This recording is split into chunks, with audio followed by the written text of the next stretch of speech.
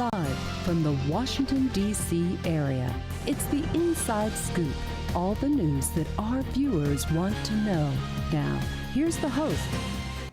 Welcome to the Inside Scoop. I'm Amy Skiavo, your host tonight. I have three guests with us, and what we'll be talking about is local artists and music. My first guest tonight is Mary Welch Higgins. Thank you for coming on the show with me. It's a pleasure to be here. Well, I tell you what, we just met at one of your artists' solo exhibits, who is a friend of mine, Mark Howe, who is going to be our third guest on the show tonight. So it's kind of, you know, we've got that common thread of the music and the arts. And so now you are gallery director at Northern Virginia Community College in Alexandria campus. And if you could talk a little bit about the Fisher Gallery and the concert hall. Sure. So now the name of the Fisher Gallery is? The Margaret W. and Joseph L. Fisher Art Gallery. And it is on the second level of the Rachel M. Schlesinger Concert Hall and Art Center, and it is a long name. Yes. But these are the names of our the patrons for the galleries. And the Concert Hall is a beautiful facility that seats 980 individuals, and they do a range of performances from classical to most recently a dance performance and a theater performance. And the Marine Corps is one of the concert hall's clients. And the Fisher Gallery, which is my bailiwick, my job is a wonderful gallery, a jewel box gallery that's been there for 15 years. And I've been with the gallery for a year and a half. And we do every 6 weeks ongoing shows of local area artists, and that is artists from Northern Virginia, Maryland, and DC. And they're professional working artists that may not have commercial gallery representation, but our job is to get the word out on their work and to give them a showcase, and we really enjoy doing that. Well, your job now as gallery director, and I want to give a little bit of background on you. You have your BFA from the Corcoran School of Art and Design. Yes. What is the BFA for our viewers? Okay, sure, I can answer that. Well, for a BFA is a Bachelor of Fine Arts.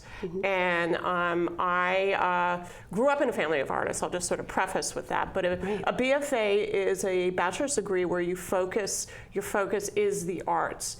And for me, at the Corcoran School of Art, I took sculpture, I took painting, I did performance, and etching, and all sorts of, you kind of do every medium in your first few years.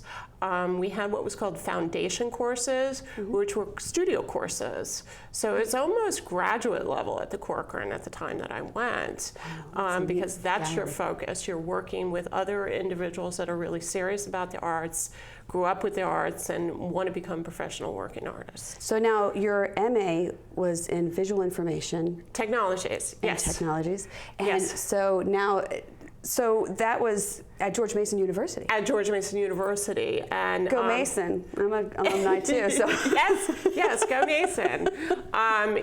Go Northern Virginia. Yeah. So at George Mason, I worked for a while after I finished at the Corcoran for 6 years at the Phillips Collection. And when I moved to Northern Virginia, because I'm a DC native, I moved to Northern Virginia, and I started taking courses at George Mason, and they had a new program in their fine art department that worked on visual information technologies, which was computer animation. So we integrated painting and drawing with learning new computer technologies. Oh, how cool. So I got in on the ground floor and was able to really integrate my fine art skills with computer animation. And other things and now like you that. went on to become an adjunct professor there at George Mason too. Yes, teaching multimedia design. Yeah. So what was that about? Like, what kind of students would take those classes? Well, I taught actually in a program called the New Century College, and it was an interdisciplinary program, which was right down my avenue, and I taught multimedia design process. Once I became involved with technology, I learned that you have to learn fast, because once you learn something, it changes on you. Yes. Just given the pace of change, but also how do you take the creative process and utilize it in technology. So I taught an array of students process. How do you generate an idea, and how do you learn what you need to learn with the software in order to create a interactive digital media product. Okay, so you have been involved in the arts. You're like, this was fourth generation DC native who's grown up here all around the arts. You and your husband collect artwork? Yes. So tell us, so what drew you to purchasing the artwork of local artists, or was this something more well, there was actually, outside of this area? we were always collecting like friends' work. We have a particular interest actually in African sculpture and African art, but we went to a Washington Project for the Arts art auction years ago and saw a work by a local area artist, Michael Platt, and fell in love with it. And we sort of point to him as the artist that turned us into serious collectors. And he's a well-known artist, and so from there we just started to collect other artists. There's an artist, Kevin McDonald, who recently had an exhibit at American University, a retrospective. We have works by him in our collection, and as well as other artists. So that is so cool. So, but we've been outed recently, I guess. We were very quietly collecting for many years, but our friends sort of noticed. Your job would have a tendency to draw attention to that. Yes. So my parents were also collectors. My father collected a work by Sam Gilliam in 1968, and Sam was part of the Washington Color School. So I grew up with paintings coming into the house. That influence was already there around. It was there. You were seeing it as you were growing up. Now, okay, so there was something that you did with your mother, which was most recently in March of this year. Do you want to talk about that? Yes. My mother is a serious artist. She has an MFA from Catholic University, and we were given the opportunity to do a mother-daughter exhibit at Tacoma Park Community Center. Oh, how neat. And it was a real success. It was really wonderful.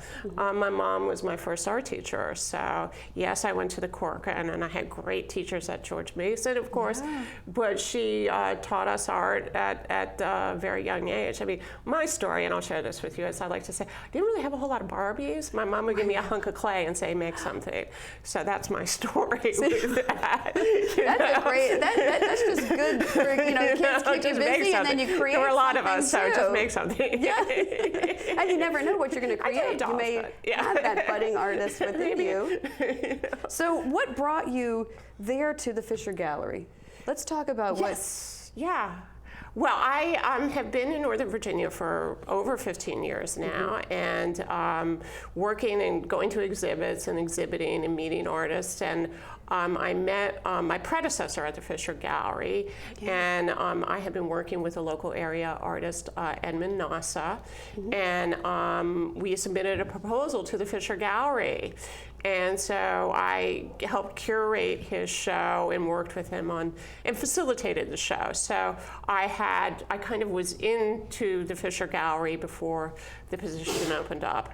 So when it opened up, I applied, and it's been over a year and a half. So see, now that's networking at its finest. Talking about being in the right place at the right time, and then this is how you worked your way into a new career. A new career path, or I should say a new position that was there. What brings other artists there to the Fisher Gallery? I think we have beautiful walls. It's a beautiful space. So no, it's two levels. Like the first time, and that was my first time there to see Mark's solo exhibit.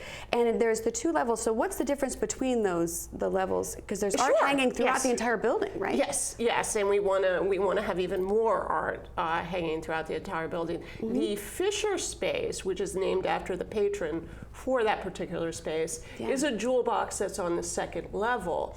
And that gallery has been active since the Schlesinger opened 15 years ago. And very soon after I came on board, we got the funding to put in lighting in what I call the Forum, which is a really large, spacious room as you enter into the Rachel M. Schlesinger Center. So that became the Forum Gallery, and the hallway on the second level also has new lighting, and that became the Passage Gallery. Okay, so now talking about those two galleries, you had a great influence on creating those. I hustled up the artist. Yes.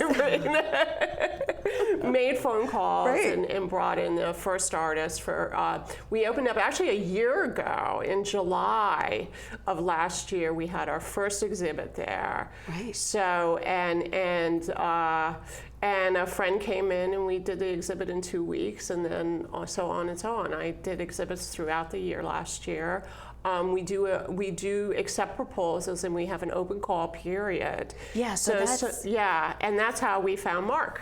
Right. Howe, who will be coming, is showing now at the Fisher through the 24th of July. That's right. You've seen his work. His solo work, and it's in his own room upstairs on the second level. Yeah. It's exquisite, and jewels in the jewel box. Yeah.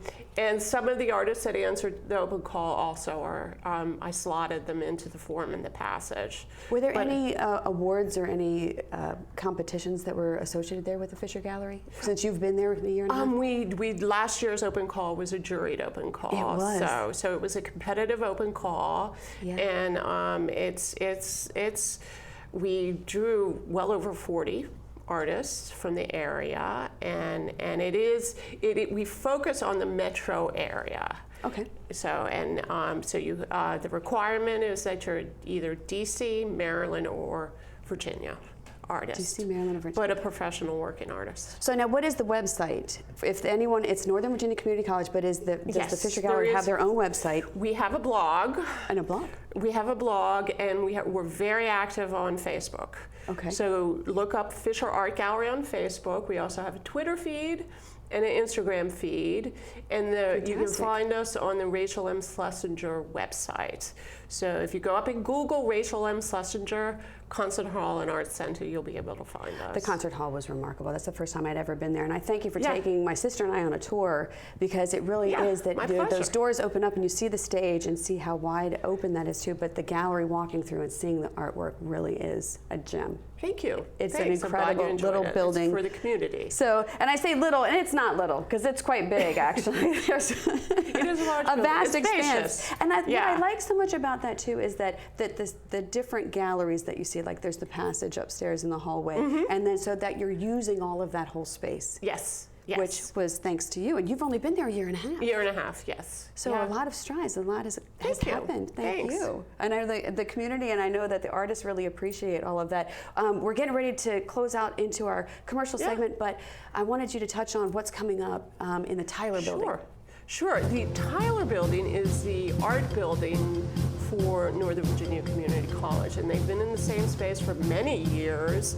And there's a new building, a state-of-the-art arts academic building that will be opening up. I believe it opens to the students and the teachers in January. Thank you, Mary, for coming on the show today. And we're going to lead into commercial. Stay with us. Don't go away. Por más de 35 años, The Hispanic Committee of Virginia has been serving our community. el Comité Hispano de Virginia ha estado sirviendo a nuestra comunidad. Job training and placement, Capacitación, ayuda para conseguir trabajo, education for children and adults, educación para niños y adultos, immigration, naturalization, and medical referrals. ayuda para los procesos de inmigración y naturalización y orientación sobre médicos Are a small part of what we do. son solo una pequeña parte de lo que hacemos. For help, information, or to volunteer, Para ayuda, información o para ofrecerse como voluntario, contact the Hispanic Committee of Virginia, comuníquese con el Comité Hispano de Virginia, helping everyone participate more fully in American society. ayudando a todos a participar plenamente en la sociedad norteamericana.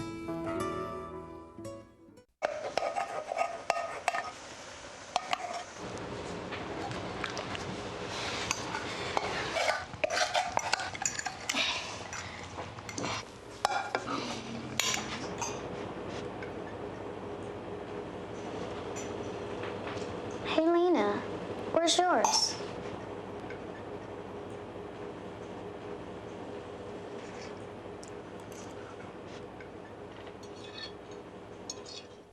Would you notice if you were missing half your kidney function? According to the National Kidney Foundation, 20 million people have chronic kidney disease, and 20 million more may be at risk and not even know it. Anyone with high blood pressure, diabetes, or family history of chronic kidney disease is at risk. Early diagnosis is vitally important. To get the whole story, talk to your doctor and visit the National Kidney Foundation at kidney.org or call for a free brochure. Because when it comes to chronic kidney disease, you might not know the half. We're back to the Inside Scoop. Here again, your host. Welcome back, and thank you for sticking with us and joining us. We have Bud Wilkinson. Thank you for coming on the show tonight, Bud. We get 2 segments with you, so because I know we have a lot of material to cover, you and I. Okay. So what we're going to do is, you are a musician and an artist, and Yep. you are here local to Northern Virginia, and you perform. Actually, we met at JV's, and we were there with listening to music, and the another artist friend of ours was doing some work, and she introduced us, Martha Cleose. Oh, Martha, And- right. Yeah. So what I wanted to say is your day job. You have many hats that you wear. Yes, I do. So, and the interesting aspect of you, which I find very interesting aspect, is that the type of work that you're doing, your day job. Now, you work with a design firm, which is the Dieter Plunkey, and you create these camouflages within your work for them, and you do a lot of commercial properties. If you could talk a little bit about the work that you're doing in your day job. Okay. Well, Dieter Plunkey is my boss. He's the guy that is the founder of the company. He's, I think, 82 years old. He just retired. He's an artisan from Germany. He studied in the guild over there and came over here. He's worked for all the presidents. He's worked in Monticello. We work in the State Department. We're going to be working there in July. Yeah. I've painted a mural in the Henry Clay dining room in the State Department. We do gilding, we paint murals, we make things look like wood grain. If something is a piece of drywall, we'll make it look like a wood panel. Yeah. We marbleize columns, we just do anything that's artistic involving paint, we do pretty much. So, but this is all commissioned work that you're doing for your day job. So these are commercial contracts, State Department, and things like that. Yeah, private homes, embassies, homes, too? yeah, wherever the work is. Yeah. So it's fun. It's a great job. It's very rewarding.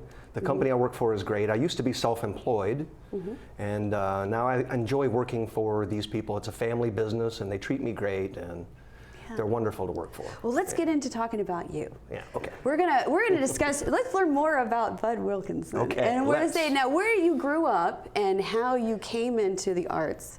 So the type of education that you had, and were you an artist from a young age that you knew this is always something that you wanted to do? Yeah, I think I always was an artist, even as a little kid. I always wanted to be an artist.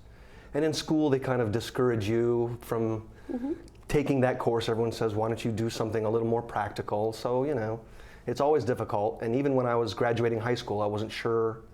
I knew I wanted to be an artist, but I didn't really know what to do. I just went to a community college and I took all the art classes they had. You did? I didn't really pursue a degree. I just took all the art classes I could. Yeah. And then that was in Ohio. And then in 1986, I moved to DC. I just thought this was a good environment for an artist to live in. Yeah. It's easier to live here than New York. It's not as, there's not as much art here as New York, certainly. But there's a lot of opportunities here, and DC is a very livable town. And I live in Arlington. I live in the suburbs outside of DC, but I get around to all the galleries around here too. I enjoy all the art spaces that we have around here. Now you network, and you have a lot of friends that are working in the arts and in music and so on. And we're going to touch on that a little bit later in the show, because you have an artist blog that you do online. And when we come back from this segment, we'll get into more of that. We'll get to see some of the artists and the photos. But the work that you're doing with the commercial properties, and you were talking about like disguising and changing what is there. And from an artist's eye, what would be one of those examples of what you were doing in your job when you were saying that you were going to camouflage something? Recently I painted a generator outside and 2 big air conditioners to look like bricks. And then I painted ivy streaming down the side of the bricks. So it blended in with the brick wall that was behind it. So it disguises the utilities. and makes them blend in with the surroundings. So there's, like, you talk about like commercial functional properties, and then this is how art is creating and changing that landscape. Yeah. So now the commercial art that you were doing also, did you ever do any of those corporate, gigs, like where you had larger pieces that were there as part of that they commissioned you to do with the fine arts piece of that? Like to do commission Like art? canvases? Not so much for my day job. I mean, once in a while. Actually, right now. Do they ever blend? I mean, is Yeah, that they something do. too? Yeah. Right now, I'm copying 4 paintings for a client, Yeah. who's one of my day job clients, one of our company's clients. So, but it's not original artwork. I'm copying something for them. But usually in my day job, it's kind of separate from the fine art. It's usually a different world. Right. But- So you're down in Arlington, so I mean, you're really amongst all of, like, there's a lot of music that's there. I see you at JV's, and Right. I know that you play music locally and that you're out there. So are you performing with a band? Are you out there doing any gigs? I really am not in the future. I just finished a whole bunch of them. Yes. I was playing in a blues band for a while, but the singer moved away, and I just played in a beach island reggae kind of a thing for a fun thing to do. Right. But I mostly play solo instrumental guitar, brunches, art galleries a lot, because I'm familiar with a lot of art gallery owners. They hire me to play in their gallery a lot. Right. So- And that's networking too. And it does kind of cross the worlds again. The art Does it? and the music kind of crosses over. So now talking about your music, you have, as a guitarist, the Reverb Nation, and people can purchase or listen to your music, your original pieces that are out there, Yep. and through your website, Right? which is, budwilkinson.com. and there's everything under the sun. You have your blog, there's your galleries, they're talking about, your bio, and so there's a lot of information that's there on your website about you. Yeah, I've really kind of neglected it, to be honest. It's hard to keep up with all of it. Right. But I have a lot of stuff on there, and it's... Well, you've been busy, you're working, when you're out there Yeah. and you're doing your job and you're creating, there's not a lot of time to Yeah, there's not time to actually get on the actual... sit behind the computer at Yeah. home. So that's good that you have an active life. Yeah. That proves it. But nowadays, artists do have to have an online presence, and that's the way the art world is changing nowadays. The galleries are changing, and the way artists show their work is changing. The art fairs are happening. The web certainly is a way that artists are reaching people in different ways now. Yeah. So it's really changing. Fine arts and the visual arts and what you are creating and the paintings that you're working with. Wanted to touch a little bit about the training and the education that you had, that you are utilizing in order to create those pieces. Did you study any artwork? You said that you took all those classes. Yeah. I just took all the art classes I could in college and the library, and I studied from the masters. I went to Picasso and Rubens and those guys. And Yeah. Have those travels affected your work and inspired you for those pieces? Sure. Everything inspires my work, I think, pretty much. Friends and work and everything inspires my work. So. Well, let's talk a little bit more about your music. Okay. So the guitar playing, when did you pick up the guitar? My brother and I both got guitars for Christmas when I was 10 and my brother was 7. Yeah. And my mom, we asked for guitars for Christmas, and we saw some boxes being loaded in the trunk of the car, and we thought, oh boy, those are guitars. Right. And Mom says, no, those aren't guitars. She was trying to hide the fact.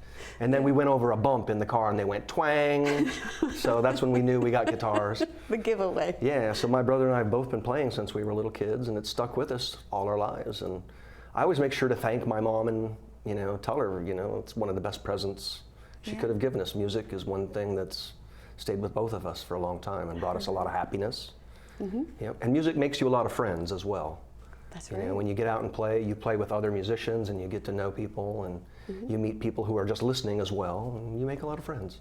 It is a wonderful environment that we have right here in Northern Virginia, Maryland especially. I mean, and some of the venues have, now you've been to quite a few of these venues, and I know that we keep in contact on Facebook, and I know that we always see each other out at these, the open jams and the festivals and so on. Yeah. Is there any one place that you love to play your music at?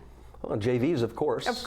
Yeah, of course. You know, Lorraine at JVs, yeah, that's probably one of my favorite places, sure. It is. She's an amazing woman. We're going to get to see. There's a little picture of her. It's going to pop up in your online artist blog, which will be later in the next segment. But if you could answer me this, if you could be doing anything in the world right now, what would you be doing? Wow. I'd love to be an astronaut. Would it really? I think it's a little kid's thing still. I love the space program, and it invades my own art a lot. Stars and moons and things. Yeah. So that'd be my dream right there. Okay, because I know that I've seen, and when the viewers, they can go and look at your website and they can see a lot of those celestial bodies that have worked their way into your pieces. Now, what type of medium do you work with on those canvases? Mostly acrylic and found objects. I like to incorporate brushes and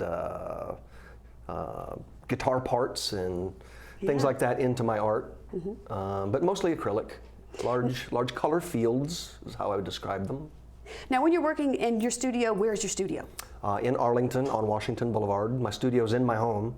It is? My home pretty much is my studio. The entire place is surrounded with paintings and guitars pretty much everywhere.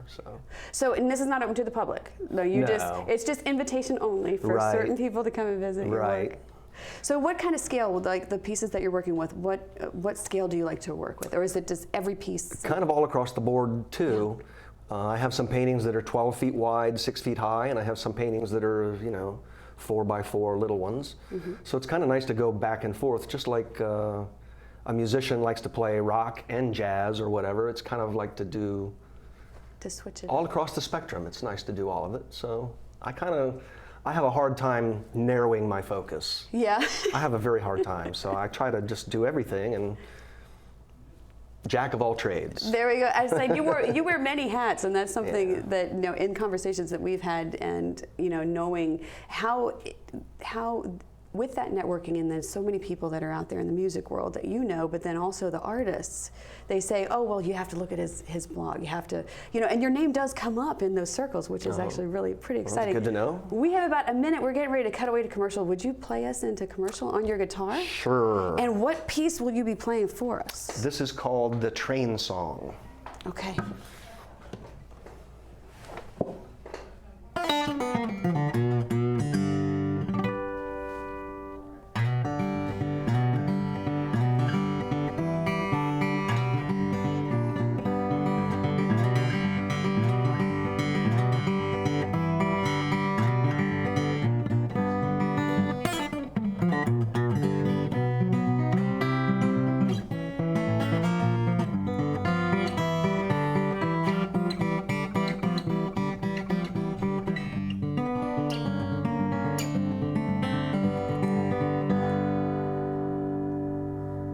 That is so wonderful. I'm going to clap for you because I think that is so beautiful. Thank you for... Me too. I love it. I helped turn my child's public school into a whole new kind of school. One with a curriculum that really motivates kids. One that has extended hours, 6 days a week, year-round. With loads of academic, cultural, and recreational activities. One that has support services like medical and dental right there. A school where parents' involvement is encouraged. Where teachers have more time to teach. And students are excited about learning. There's just one problem. My child doesn't ever want to come home. You can help turn your school into a community school for excellence. Find out how. Call 1-877-LOVE-TO-LEARN. It's coming. Right to your neighborhood. And when it does, you may be surprised. It's your Social Security statement of your benefits, and it's going to help you plan your financial future. Your benefit statement will tell you how much Social Security you're eligible to receive and when you'll get it.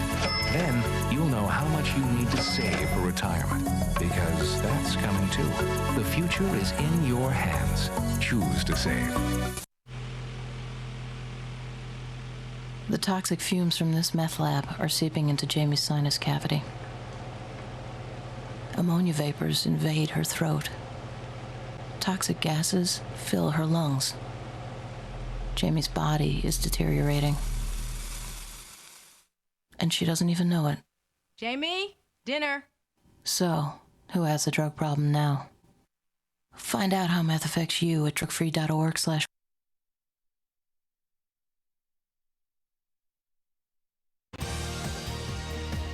We're back to the Inside Scoop. Here again, your host. Well, thank you for staying with us. We're back in the studio with Bud Wilkinson. And so we left off talking about your music, and thank you for playing the train song for us. So now, when did you start creating this music and like the train song? And because you have a CD that's available out there on Reverb Nation, right? You know, I only have one CD. That's all I have so far in my life, but I'm happy to have it. It's fantastic. You know, it takes a lot of effort to record a CD. And that's another thing that's changing in the music world too, is people don't use CDs as much as they used to. But I have one, and I use it for promotional purposes. So, but I started playing, well, like I said, when I was a kid, and I recorded that particular CD that you're talking about 10 years ago. Was it really 10 years ago? So it's already? been 10 years. Yep. Fantastic. I'd love to record again.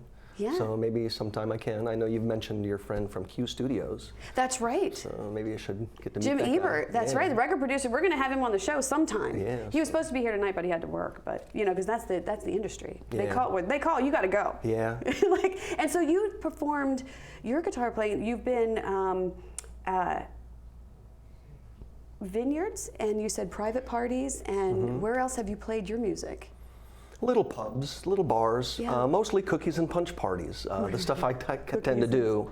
I play instrumental solo, so it tends to be polite affairs. It's nice. It's nice. Your music is very nice. But I do play, you know, like I said, in bands. Occasionally I'll sit in, and that's a different environment, in the bar environment.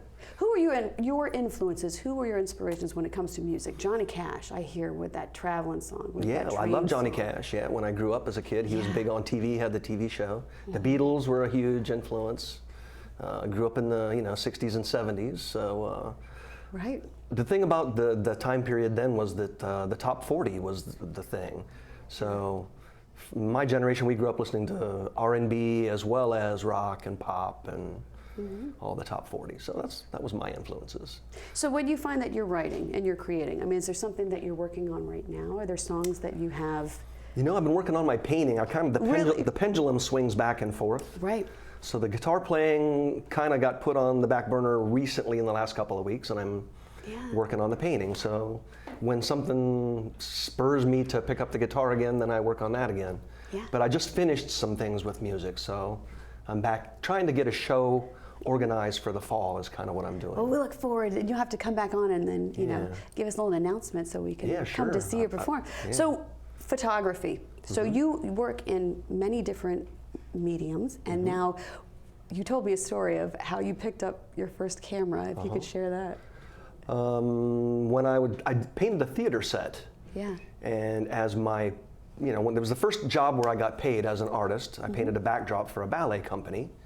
And I used my money to buy a nice camera because I figured you got to document your artwork. So when I got my first camera, it was a film camera, a Nikon FG, back in the 80s.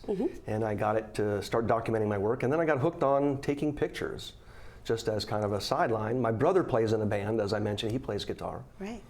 So I started taking pictures of his band and taking band photos in general and musicians, and then sort of spread out into landscapes and cityscapes and street photography, and just got really hooked on taking pictures. So. Now that's worked into a fine arts channel also, because you also share that photography and to sell to the public. And I enjoy capturing photos. It's a great, it's a different mindset than painting. You're capturing a moment in time. You're capturing light just at that instant. When it comes in the lens, and you got it. It's just so instant. It's just something about it that I really love. So now, do you like to work in the black and white or the not as much. I tend to be a color guy. Yeah. I like color photography as well as color in my paintings as well. Okay, so moving on to the next segment, which is really what we have been working up to the entire time. There are photos behind us. Oh, yeah. There is your artist blog online, and you have captured so many of these musicians and sculptors and painters and so on. And who are we looking at here behind us? That's the Distillers. Okay. They're a couple of, well, two of them are friends of mine, and they're sort of an Americana band, I guess what you would describe them. Yeah. That was at the Evening Star Cafe in Alexandria, and after a show, I just asked them, "Can I take your picture?" Yeah. And just snap. You know, and you can see the lighting is really bright on one guy and then very dark on another guy, and that's the trick about doing these things. They're very impromptu. Art gallery lighting and stage lighting are usually what I'm dealing with. So they have to be quick to get everyone to do it in between their break when they're playing music and stuff. So a lot of times, you know, you'll see that where there'll be one guy light and one guy dark. But you're capturing, like I said, a moment in time, and I think that's a good picture. Well, there's several other artists. If we can roll to the next photo, and you can talk about, we'll just kind of scan through quickly. Who is this artist? This is Sandra Arkin. She's a painter. I guess she's not technically a painter. She works in encaustic, which is where you mix hot wax with your colors. Oh, and I really love her art, and she's a great person. Very textural, 3D. That's kind of the... That's Scott Brooks, and he paints figures, and his people are kind of creepy people, but they're cool creepy people, like the Addams Family creepy. So I love his art, and he's a great technician. He's very he's great. He's great. Yeah.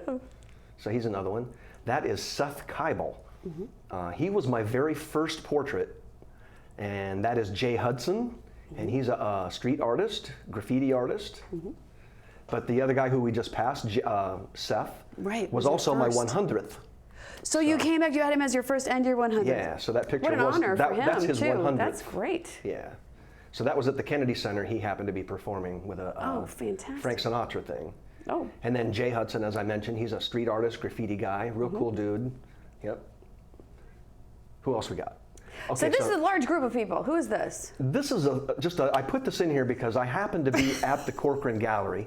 So Mary was just here talking about the Corcoran. That's right. So as you may know or may not know, the Corcoran just recently closed its doors. That's the right. Corcoran School, well, it's still open, but it's not the Corcoran anymore. It's owned by the National Gallery and by George Washington University. Yeah. So this was the last day of the Corcoran, and I just happened to catch everybody there and got a picture, so I felt like it was a moment in history. You do capture that when it comes to that particular look or the artist or that moment in time, that you really do capture that. Thanks. And they can see by looking at your blog too. If we'll go to the next photo, this is Soul Roots. Soul Roots. This is a JVs. You can tell by that lighting that's there. Yep. And Blues guitarist. He's a great guy too. Just a really giving, loving musician with the right attitude, and and I like the perspective of that picture. I think it captured him a lot. Yeah. He's a good dude. Michael Tash. Michael Tash. Amazing blues guitar player. Yep, blues man. Good guy. Yep. That's also at JV's. That is also with at her JV's. jukebox in the background too. Yep. I take a lot of my pictures at JV's because she supports local music so much. Yes, she does, 7 nights a week. And there's so many great players that come in and out of there, and it's convenient to me. It's close to where I live, so. Well, it's just a good time there. Yeah. Everyone has fun. If you're there at JV's, you're going to hear great music, and you're going to see the cast of characters. You never know who you're going to run into there, which is a good thing. So there she is, Miss Lorraine Campbell. And there's Lorraine. She's the proprietor of JV's. Yep. Now this is a mural that you did for Lorraine. Yep. And that's the other side of the hallway. So those are the new bathrooms. So so tell us, why did she commissioned you to do this piece for her? I mean, we talked back and forth a lot about it. It's a narrow hallway, and it needed something to kind of make it feel wider and more open and less closed in. So, and she's a big red, white, and blue patriotic, troop-supporting person. So that seemed appropriate. And then, of course, the music, the other thing that had the guitars and so on. It has keyboards winding through it. And so now on the other side of the hallway here, so there you go. Those are the doors to the restrooms, and you can see the guitar picks are on each door. The men and the women has a guitar pick on it. Yep. That's fantastic. So, yeah. It is really, talk about changing the landscape of, you know, where you are and just a hallway. And this is something that just comes to life with that American flag, and that is something that Lorraine does, and she supports all of our troops and our veterans. She supports music, and yeah, I like to help her because she helps us. Yeah. She's good for the community, and I like to support galleries and clubs that support the arts that help us. So, that's so true. Yeah. That's so true. We are nearing the end of your segment, and I wanted to touch base on some of the networking that you've done, and looking down the road, what is coming up for you? I want to exhibit my art this fall. This fall and this winter, I want to try to organize some shows. And I'd mentioned to you before, I'd like to try and pursue galleries, but as well as private shows. I experimented with having a pop-up private party show last year, and it was very successful, and it worked out very well. So I'd like to try and have a multi-pronged effect. I'd like to exhibit where Mary was just talking about at the Schlesinger Center. The Arlington Art Center is always a great place. Hillier Art Space downtown. Now, you've shown your work there at the Arlington. I have at Arlington Art Center. It's been a long time since I have, but yes, I have shown there. Yeah, it's a great space. Well, we hope to get out there to see more of your work. Now, the latest work and the creations that you're working on, we were talking about scale. Is there something that, I know that there were pieces that were taller than you were that you had in your gallery that was on your website. So who would be purchasing those pieces? Are those... That's a good question. You know, I don't really think about that when I make my art. I just kind of because I have a day job that's creative and arty, when I do my own personal art, I kind of just want to do what I want to do. That's great to know. So I make paintings out of matchbooks and found objects, and some are big and some are small, and it's not about selling it really. So I hope to. I'm glad to hear that. Thank you so much for coming on our show. We're getting ready to leave to go to commercial break, but I would love for you to play us out for one more song if you could. And what song are you going to play for us? This one is Penny for Your Thoughts.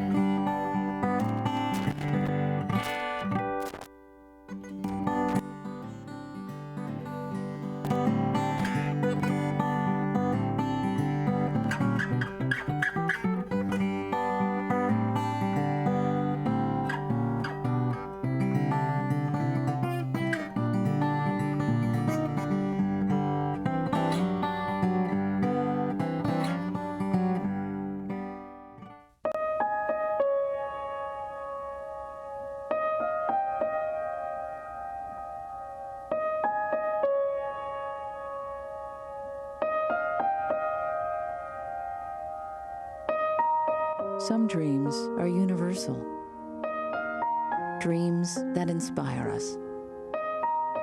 Multiple sclerosis is a devastating disease that changes lives forever. The National MS Society does more for people with MS than any organization in the world.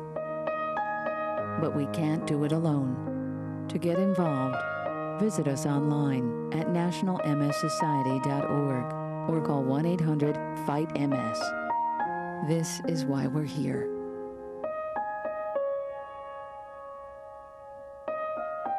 Because nobody dreams of having multiple sclerosis. What's wrong with this picture? Half of young Americans can't locate economic powers like Japan and India. 20% can't even find the Pacific Ocean. Without geography, our children aren't ready for the world. Geography is everywhere. It's incredible creatures, rhythm, fashion, flavor. It's economics and politics. It's change. Understanding connections between people and places is critical in the 21st century. That's why we created mywonderfulworld.org. Go there now for your free parent and teacher action kits and give our kids the power of global knowledge. Because kids who understand our world today can succeed in it tomorrow. We're back to the Inside Scoop. Here again, your host. Well, thanks for sticking with us. We are already in our fourth segment. Mark Howe, thank you so much for joining us on the show tonight. Thank you for having me. Well, now we're friends. Yes, we are. We go back a little ways, and I got to know you through another friend of ours, Sarah Key Burton, and she was actually representing you and your artwork, and then she told me about you. So that's how we met. And I wanted to get into a little more about the history of you. Now, you are an architect and you're an artist in your fine art that you just recently started selling to the public. That is correct. All right, so now the common thread throughout our entire show has been Mary Higgins and Mary Welch Higgins and the art gallery that she has been showing, that she's director of, and the Fisher Gallery. And you just had your solo exhibit, which is now currently running through July 24th. And so now this is your first solo exhibit. Yes, it is. She was a judge at the first show I entered, and as a result of, I think I took first place actually, and being the judge, she invited me to do a one-man show at the Fisher Gallery, and it's a perfect venue for my art. It's the gold looks really well in those rooms. It's kind of like a little jewel box, and I was very pleased to put it on the wall there.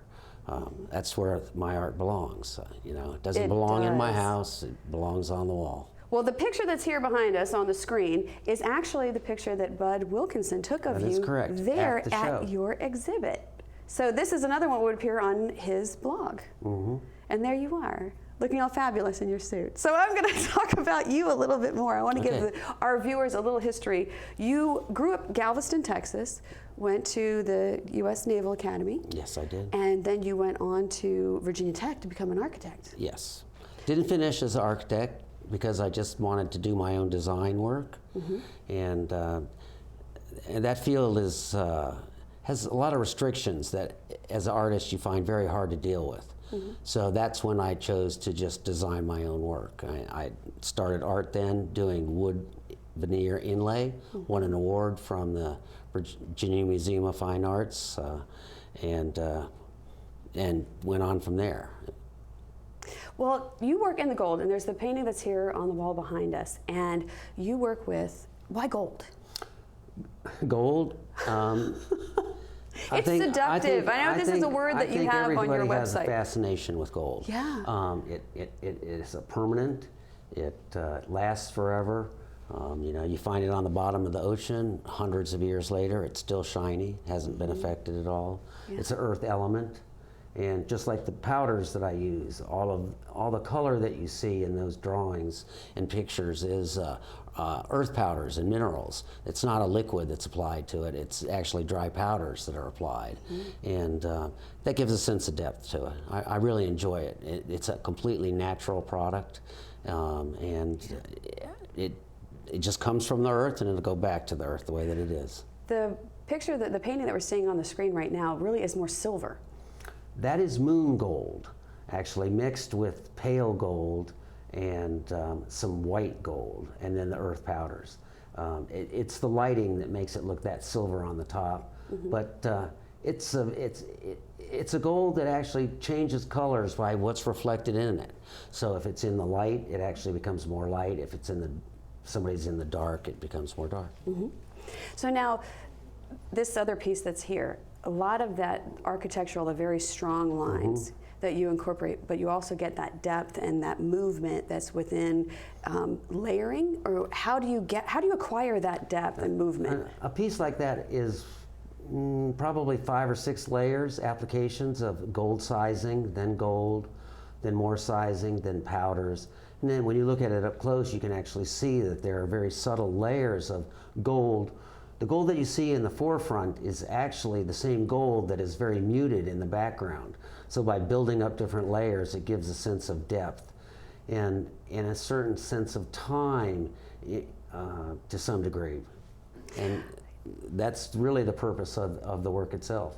This is your studio. I've been to your studio, and it is incredible. It's a host of a multitude of minerals and powders, and so can you talk about more of the types of minerals that you're working with in the art?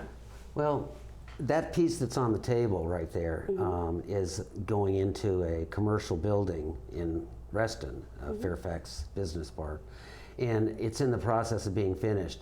And if you see to the left, there's some stained glass that actually I'm repairing for the client that actually bought that piece right there. And we're going to incorporate, I think, in the future, glass being a natural element as well as gold and the earth powders to bring another dimension into the art, which will, and that's the result of, I did a project, my first big project 20-some years ago with the gold and silver panels that were 16, 17 foot long. And the beginning of the story was done in stained glass, the periodic table, which goes back to the the very elemental essence of what I do. And I thoroughly enjoy what I do. It's very satisfying to complete something with your hands that came from your mind and completely under your own direction. Well, now, being an architect, and you were working for Jefferson Millwork back in 1988, I'm going to take it back in history again. So, and the type of work that you were doing, you were creating these pieces that were these designs, but they were all corporate. I mean, that was for your job as an architect. That was to pay the bills from being a starving artist. But it gave me the freedom of design. I did a lot of custom furniture, tables all around the country, Palo Alto, walls and furniture for CEOs. Now, there is one conference table that you and I spoke about, and it had a water element. Yes, it did. That's the table that's in Palo Alto. When you came into the room, the motion detectors would start the pumps and the water flowing, and it would come up through the middle of the table and then cascade down the length of the table into two little waterfalls into gravel pools. And it was very subtle white noise sound. And it actually ended up saving the client. Later called me and said, you know, Mark, the best thing about the table is not only its beauty, but we don't have to send our lawyers anywhere to go to these meetings because people come to our conference room so they can sit at the table. And they actually named it Finnegan's Pond. See that draw. So, you know, and, that's what it does. And that was the worst thing that could have happened to me because I sold them on an idea, and after that happened, I couldn't get it out of my mind.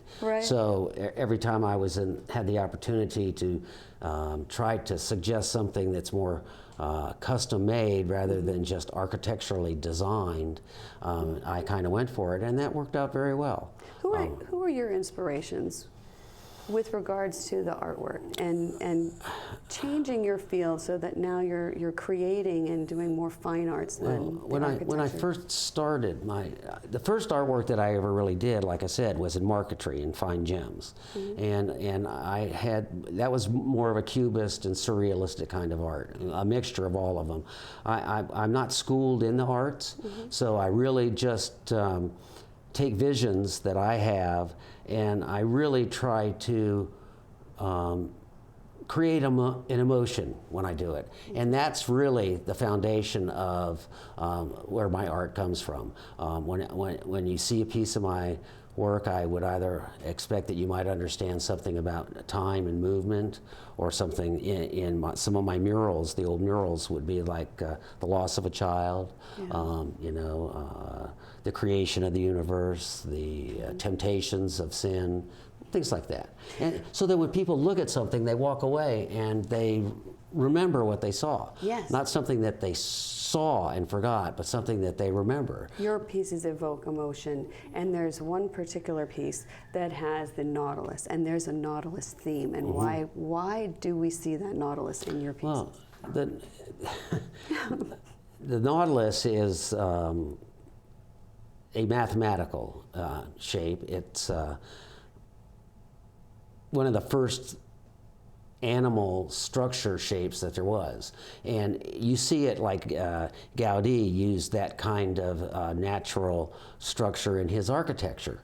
And so I've always been intrigued by that, but it's, I collect those as fossils, and in some of my work you'll actually see those things. And so it's mathematical, it's somewhat archaeological, and I find it to be very soothing. You know, it's a pleasant shape. Okay, the process and your process, how long does it take you to complete one of your gold pieces like we saw on the screen earlier with those powders and minerals? The process itself takes a long time in that I start putting sizing down on museum board, and then, you know, it has to cure for a day or so, and then as it develops tack, it's a different tack that it takes to apply the leaf itself, and then you let it dry more to take the powders. Yeah. And the powders are applied, and if you wait till it's almost completely dry, the powders will just go on in such a thin layer that when you blow it away, you can see through it. And that's what you see in some of the art, that you can actually go down and see through 5 or 6 layers, and each one of those layers probably takes 2 or 3 days, and you have days in between where you're just sizing and touching up. So the average piece takes a month and a half. Now, this gold and the minerals and the powders you're working with are not cheap. No, I'm actually at this stage losing money. Yeah. But I have the opportunity to, because that's why I left the architecture and the company that I started and owned to some degree, was that I wanted the freedom to do something that I would like to do for the rest of my life. So I knew that it would take several years to make a name, and that has started to happen, and I'm very grateful for that, because I believe in what I do, and it's a very unique art. You know, I have honestly say I've never seen anything about it when I go to a gallery. I've never seen anything like it for sale, and apparently people find it rather intriguing and very beautiful. Mesmerizing and captivated by each one of your pieces. MarkHoweDesigns.com. Our viewers can find your work there. Your art pieces were, I saw a fine art studio online with the FISO.com. FASO. FASO. F-A-S-O. F-A-S-O. Oh, that was FISO. My mistake. FASO.com. And so what's next for you? New York City. And we're getting ready to wrap up the show, and it goes so quick. I would say New York City would be nice, Miami, you know, but my work is, it's modern. It wants to live in an urban environment. Like, I know that it would be very popular in New York. Or Dubai. Dubai. Yes. Exactly. They have a thing for gold. Yes, they do. That's right. And fine art. You can go with me. I will take you up on that. Mark, thank you so much for coming on the show. Thank you for having me. And it's great to see you again. Everyone, I hope that you enjoyed learning more about our local music and local artists, and I hope that you get out to go view many of these pieces yourself. Thank you for joining us.